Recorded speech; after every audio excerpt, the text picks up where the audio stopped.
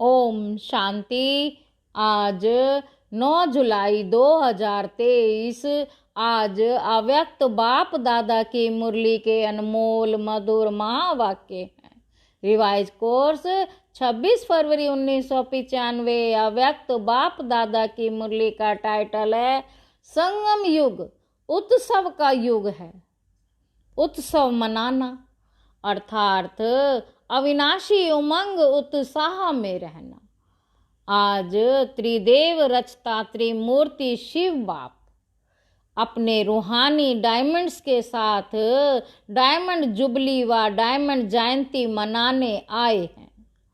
इसी विचित्र जयंती को डायमंड जयंती कहते हो क्योंकि बाप अवतरित होते ही हैं कोड़ी समान आत्माओं को हीरे तुल्य बनाने। तो बाप दादा चारों ओर के बच्चों को जो हीरे से भी अमूल्य हैं सबके सामने देख रहे हैं। सबको सामने देख रहे हैं। बाप दादा के आगे सिर्फ मधुबन की सभा नहीं है लेकिन विश्व के चारों ओर के ब्राह्मण बच्चों की सभा है।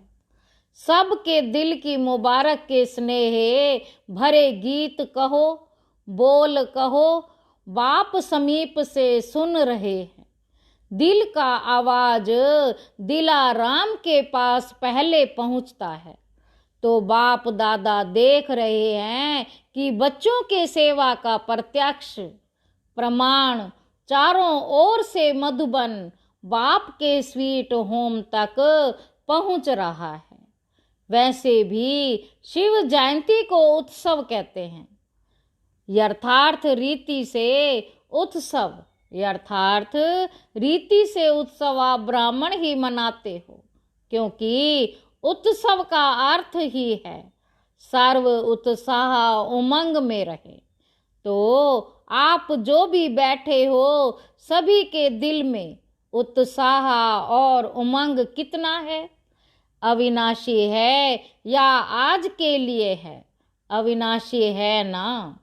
इसलिए बाप दादा इस श्रेष्ठ संगम युग को उत्सव का युग कहते हैं। हर दिन आपके लिए उत्साह संपन्न है। हर दिन उत्सव है। जो गायन है आप लोग टॉपिक रखते हो अनेकता में एकता। तो प्रैक्टिकल में अनेक देश, अनेक भाषाएं, अनेक रूप रंग, लेकिन अनेकता में भी सबके दिल में एकता है ना, क्योंकि एक बाप है। चाहे अमेरिका से आए हो, चाहे अफ्रीका से आए हो, लेकिन दिल में एक बाप है। एक श्रीमत पर चलने वाले हो। तो बाप दादा को अच्छा लगता है कि अनेक भाषाओं में होते हुए भी मन का गीत, मन की भाषा एक है। मन का गीत, मन की भाषा एक है, चाहे किसी भी भाषा वाले हो। काला ताज तो मिला है। सभी हेडफोन से अपनी अपनी भाषा में सुन रहे हैं। अभी यही काला ताज बदल कर गोल्डन हो जाएगा, लेकिन सबके मन की भाषा एक है और एक ही शब्द है मेरा बाबा। सभी भाषा वाले बोलो मेरा बाबा। हाँ, यह एक ही है तो अनेकता में एकता है ना। तो उत्सव में रहने वाले अर्थात सदा उत्सव मनाने वाली श्रेष्ठ आत्माएं हो। कभी भी उत्साह कम नहीं होना चाहिए। पहले भी सुनाया था ब्राह्मण जीवन का सांस है उमंग उत्साह। अगर सांस चला जाए तो जीवन सेकंड में खत्म हो जाएगी। तो ब्राह्मण जीवन में यदि उमंग उत्साह का सांस नहीं तो ब्राह्मण जीवन नहीं। जो सदा उमंग उत्साह में होगा वो फलक से कहेगा कि ब्राह्मण है ही उत्साह उमंग के लिए। और जिसका उमंग उत्साह कम हो जाता है उसके बोल ही बदल जाते हैं। वो कहेगा है तो सही, होना तो चाहिए, हो जाएगा। तो ये भाषा और उस भाषा में कितना अंतर है। उसके हर बोल में तो जरूर होगा, होना तो चाहिए। तो ये जो तो होता है ना, ये उमंग उत्साह का प्रेशर कम होने से ही ऐसे बोल, कमजोरी के बोल निकलते हैं। तो उमंग उत्साह कभी कम नहीं होना चाहिए। उमंग उत्साह कम क्यों होता है? बाप दादा कहते हैं सदा वाह वाह कहो, और कहते हैं वाय वाय क्यों क्यों। अगर कोई भी परिस्थिति में वाय शब्द आ जाता है तो उमंग उत्साह का प्रेशर कम हो जाता है। बाप दादा ने अगले साल भी विशेष डबल फॉरनर्स को कहा था कि वाई शब्द को ब्राह्मण डिक्शनरी में चेंज करो। जब वाई शब्द आए तो प्लाय शब्द याद रखो, तो वाई खत्म हो जाएगा। कोई भी परिस्थिति छोटी भी जब बड़ी लगती है तो वाई शब्द आता है। ये क्यों, ये क्या और प्लाई कर लो तो परिस्थिति क्या होगी? छोटा सा खिलौना। तो जब भी वाय शब्द मन में आवे तो कहो ब्राह्मण डिक्शनरी में वाई शब्द नहीं है, प्लाई है। क्योंकि वाई वाई हाय हाय करा देता है। बाप दादा को हंसी भी आ जाती है। एक तरफ कहेंगे नहीं, हमारे जैसा श्रेष्ठ भाग्य किसी का नहीं है।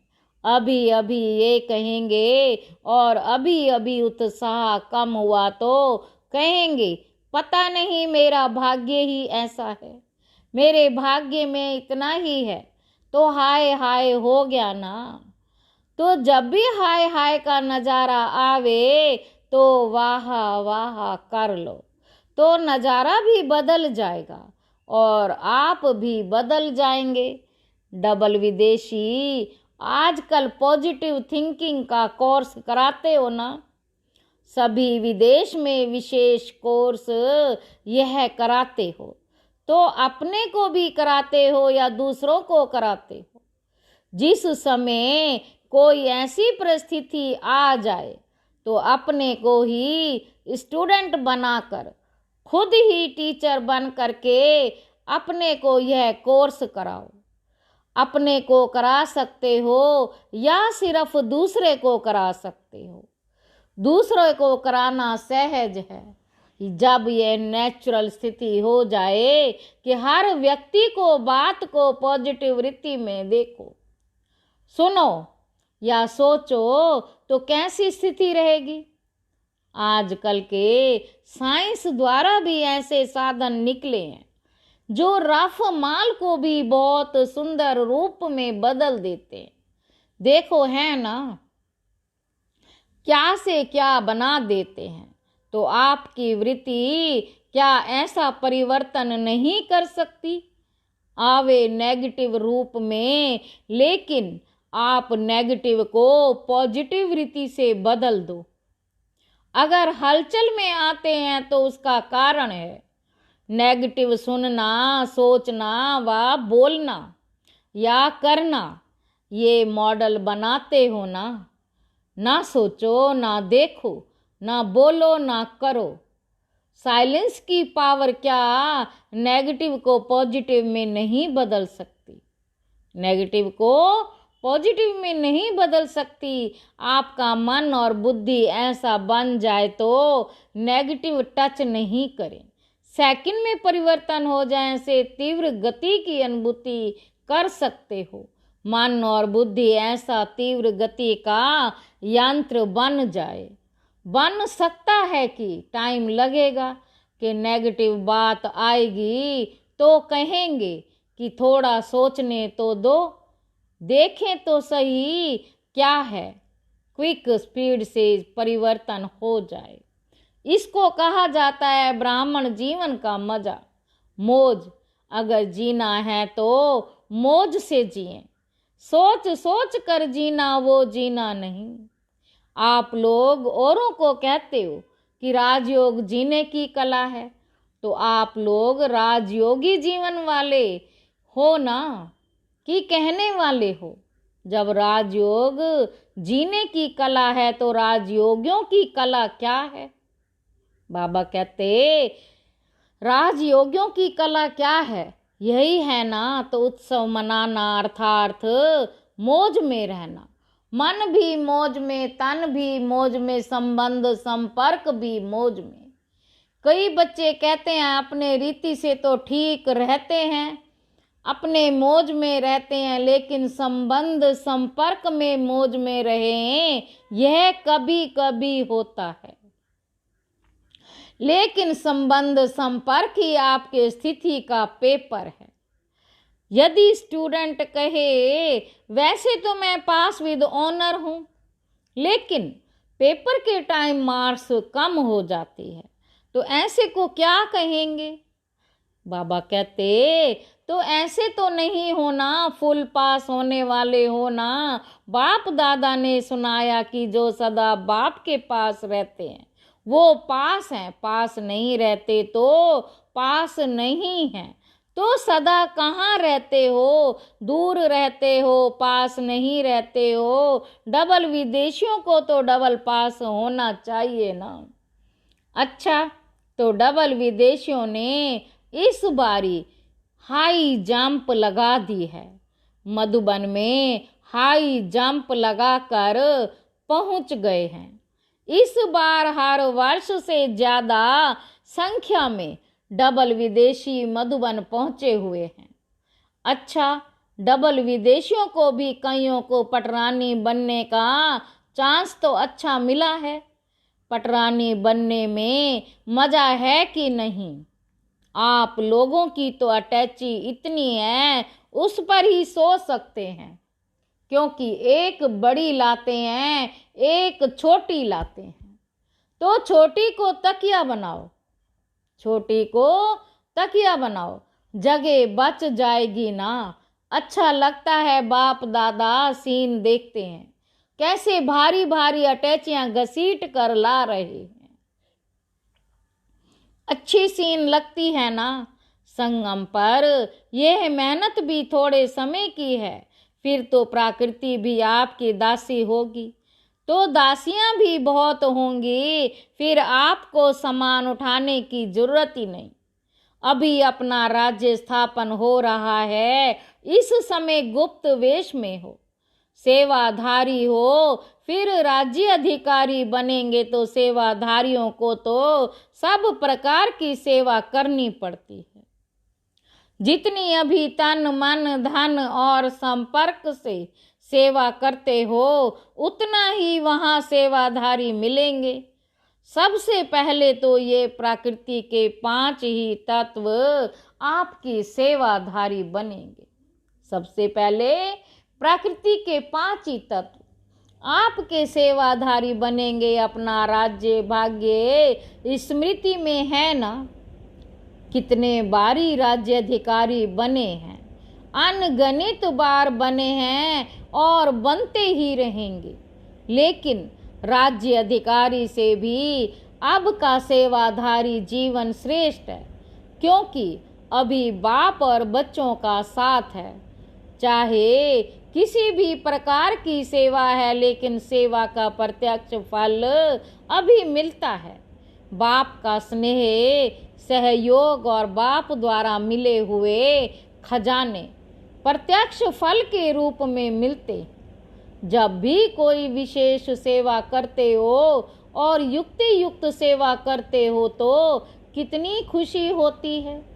उस समय के चेहरे का फोटो निकालो तो कैसा होता है? तो एक तरफ सेवा करते हो, दूसरे तरफ प्रत्यक्ष फल आपके लिए सदा तैयार है ही। एक हाथ से सेवा करो, दूसरे हाथ से फल खाओ।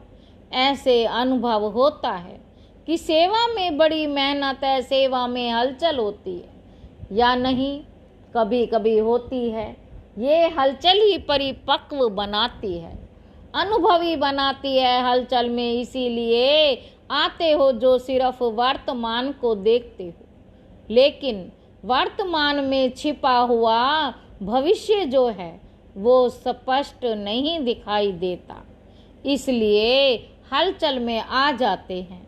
कोई भी बड़े ते बड़ी नाजुक परिस्थिति वास्तव में आगे के लिए बहुत बड़ा पाठ पढ़ाती है। परिस्थिति नहीं है, लेकिन वह आपकी टीचर है। उस नज़र से देखो कि इस परिस्थिति ने क्या पाठ पढ़ाया। इसको कहा जाता है नेगेटिव को पॉजिटिव में परिवर्तन करना। सिर्फ परिस्थिति को देखते हो तो घबरा जाते हो, और परिस्थिति माया द्वारा सदा नए नए रूप से आएगी।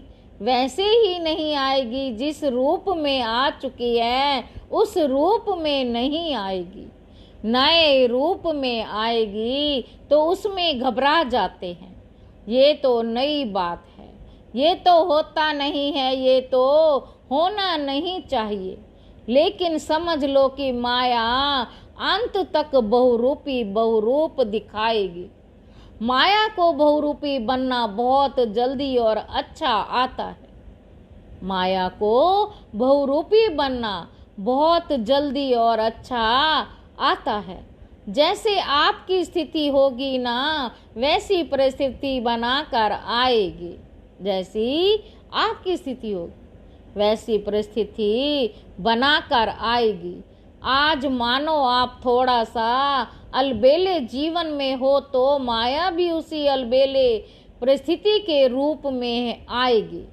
आज मूड थोड़ी ऑफ है, आज मूड थोड़ी ऑफ है, जैसे होनी चाहिए वैसे नहीं है, तो मूड ऑफ की परिस्थिति के रूप में ही आएगी। फिर सोचते हैं कि पहले ही मैं सोच रही थी, फिर ये क्या हुआ। इसलिए माया को देखने के लिए, जानने के लिए त्रिकालदर्शी और त्रिनेत्री बनो। आगे पीछे सामने त्रिनेत्री बनो। आप सभी त्रिनेत्री और त्रिकालदर्शी हो ना। डबल फॉरनर्स त्रिकालदर्शी हैं। यस या नो सब बोलो, हाँ जी या ना जी, हाँ जी या ना जी। अपनी भाषा से तो ये अच्छा बोलते हो, सब खुश हो, हाँ जी। इतने बड़े संगठन में मज़ा आ रहा है, हाँ जी। कोई यह तो नहीं सोच रहे कि अगले वर्ष भीड़ में नहीं आएंगे, थोड़ा पीछे आएंगे, संगठन का मज़ा भी प्यारा है। वैसे आना तो प्रोग्राम प्रमाण ही, ज़्यादा नहीं आना, लेकिन आदत ऐसी होनी चाहिए जो सब में एडजस्ट कर सकें। एडजस्ट करने की पावर सदा विजयी बना देती है। ब्रह्मा बाप को देखा तो बच्चों से बच्चा बनकर एडजस्ट हो जाता, बड़ों से बड़ा बनकर एडजस्ट हो जाता। चाहे बेगरी लाइफ, चाहे साधनों की लाइफ, दोनों में एडजस्ट होना और खुशी खुशी से होना, सोच कर नहीं। यहाँ दुखी तो नहीं होते हो, लेकिन खुशी की बजाय थोड़ा सोच में पड़ जाते हो। ये क्या हुआ, कैसे हुआ, तो सोचने वाले को एडजस्ट होने के मज़े में कुछ समय लग जाता है। सोचने वाले को एडजस्ट होने के मज़े में कुछ समय लग जाता है। अपने को चेक करो, कैसी भी परिस्थिति हो, चाहे अच्छी हो चाहे हिलाने वाली हो, लेकिन हर समय हर सरकमस्टांस के अंदर अपने को एडजस्ट कर सकते हैं। डबल फॉरनर्स को अकेलापन भी अच्छा लगता है और कंपेनियन भी बहुत अच्छे लगते हैं, लेकिन कंपनी में हो या अकेले हो, दोनों में एडजस्ट होना, ये है ब्राह्मण जीवन। ऐसे नहीं संगठन और माथा भारी हो जाए, नहीं। मुझे एकांत चाहिए, ये घमासान में नहीं। मुझे अकेला चाहिए, मन अकेला, अर्थात बाहर मुक्ता से अंतर मुक्त में चले जाओ। बाहर मुक्ता से अंतर्मुख में चले जाओ तो अकेलापन है। कोई कोई कहते हैं ना, अकेला कमरा चाहिए, दो भी नहीं चाहिए, अकेला मिले तो भी मौज से सो, और 10 के बीच में भी सोना हो तो मौज से सो। फॉरनर्स 10 के बीच में सो सकते हैं कि मुश्किल है? पूछते हैं। सो सकते हैं, हाँ जी। अच्छा, अभी अगले वर्ष 2020 को सुलाएंगे। देखो, समय बदलता रहता है और बदलता रहेगा। दुनिया की हालातें नाजुक हो रही हैं और भी होंगी, होना ही है। अभी सिर्फ एक स्थान पर अलग अलग होती है, आखिर में सब तरफ इकट्ठी होगी। तो नाजुक समय तो आना ही है। समय नाजुक हो, लेकिन आपकी नेचर नाजुक नहीं। कईयों की नेचर बहुत नाजुक होती है ना, थोड़ा सा आवाज हुआ, थोड़ा सा कुछ हुआ तो डिस्टर्ब हो गए। इसको कहते हैं नाजुक स्थिति, नाजुक नेचर। तो नाजुक नेचर नहीं हो, जैसा समय वैसा अपने को एडजस्ट कर सको। ये अभ्यास आगे चलकर आपको बहुत काम में आएगा, क्योंकि हालातें सदा एक जैसी नहीं रहनी है और फाइनल पेपर आपका नाजुक समय पर होना है, आराम के समय पर नहीं होना है, नाजुक समय पर होना है। तो जितना अभी से अपने को एडजस्ट करने की शक्ति होगी तो नाजुक समय पर पास विद ऑनर हो सकेंगे। पेपर बहुत टाइम का नहीं है, पेपर तो बहुत थोड़े समय का है, लेकिन चारों ओर की नाजुक परिस्थितियां, उनके बीच में पेपर देना। चारों ओर की नाजुक परिस्थितियां और उनके बीच में पेपर देना है। इसलिए अपने को नेचर में शक्तिशाली बनाओ। क्या करें, मेरी नेचर ये है, मेरी आदत ही ऐसी है, ये नहीं, इसको नाजुक नेचर कहा जाता है। देखो, बाप दादा ने स्थापना के आदि में सब अनुभव करा लिया।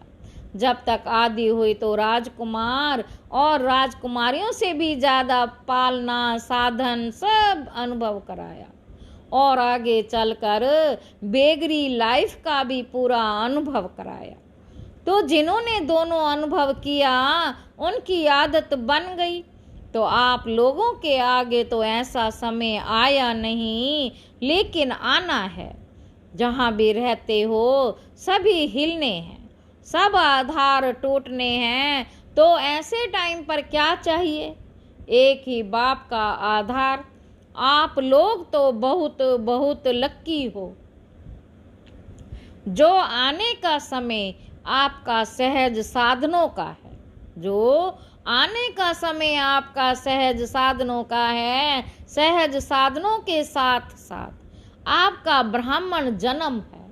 लेकिन साधन और साधना, साधनों को देखते साधना को नहीं भूल जाना, क्योंकि आखिर में साधना ही काम में आनी है। समझा? अच्छा, चारों ओर के अमूल्य विशेष रत्नों को सदा हर दिन उत्साह से उत्सव मनाने वाली श्रेष्ठ आत्माओं को सदा सब स्थिति और सेवा के उन्नति में बैलेंस रखने वाली ब्लेसिंग के अधिकारी आत्माओं को, ब्लेसिंग के अधिकारी आत्माओं को, सदा परिस्थिति को सहज पार करने वाली ऐसे अचल अडोल महावीर आत्माओं को बाप दादा का याद, प्यार और नमस्ते। हम रूहानी बच्चों की रूहानी बाप दादा को याद, प्यार और नमस्ते बाबा, नमस्ते, शुक्रिया बाबा, शुक्रिया। वरदान है संपूर्णता द्वारा संपन्नता की प्रारब्ध, संपूर्णता द्वारा संपन्नता की प्रारब्ध का अनुभव करने वाले, सर्व झमेलों से मुक्त भव। संगम युग पर सागर गंगा से अलग नहीं, गंगा सागर से अलग नहीं। इसी समय नदी और सागर के सामने का मेला होता है। जो इस मेले में रहते हैं वह सर्व झमेलों से मुक्त हो जाते हैं। लेकिन इस मेले का अनुभव वही कर सकते हैं जो बाप समान बनते हैं। समान बनना अर्थात समा जाना। जो सदा स्नेह में समाये हुए हैं वे संपूर्णता और संपन्नता के प्रारब्ध का अनुभव करते हैं। संपूर्णता और संपन्नता के प्रारब्ध का अनुभव करते हैं। उन्हें कोई भी अल्पकाल के प्रारब्ध की इच्छा नहीं रहती। स्लोगन है, सदा एक बाप के श्रेष्ठ संग। सदा एक बाप के श्रेष्ठ संग में रहो तो होलीएस्ट और हाईएस्ट बन जाएंगे। अच्छा, ओम शांति।